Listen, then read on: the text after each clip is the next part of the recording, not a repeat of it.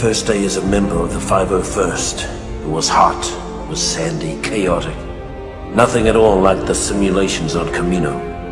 Of course, that's pretty much the way it was for all of us, wasn't it? All that breeding, all those years of training.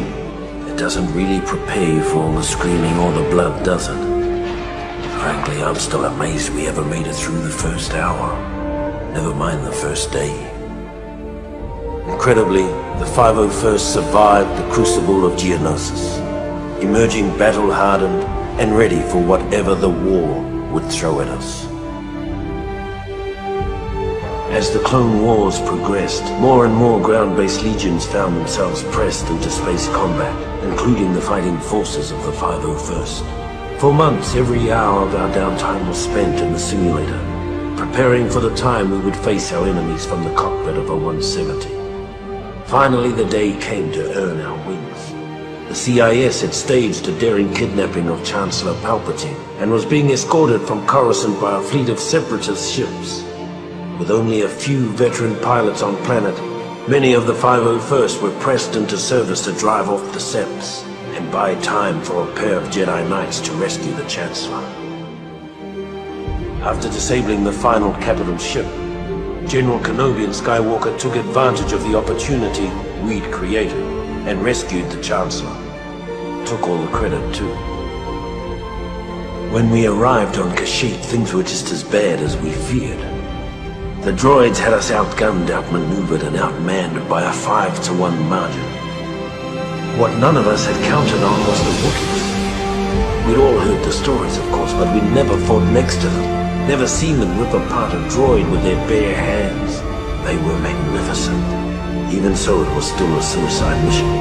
At least it was until Master Yoda arrived. Then it became a battle. A winnable battle.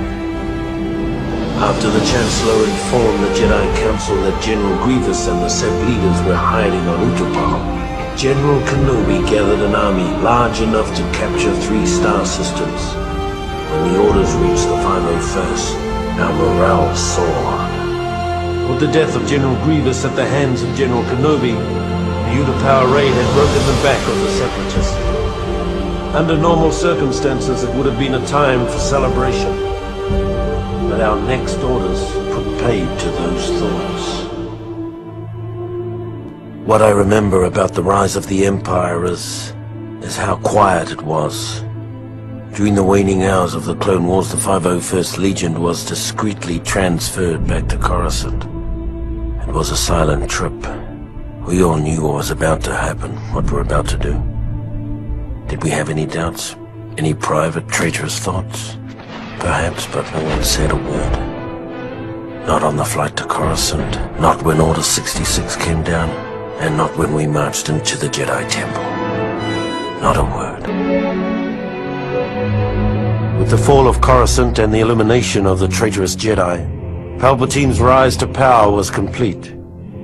In recognition of our service and loyalty to the Emperor, the 501st were placed under the direct command of Lord Vader.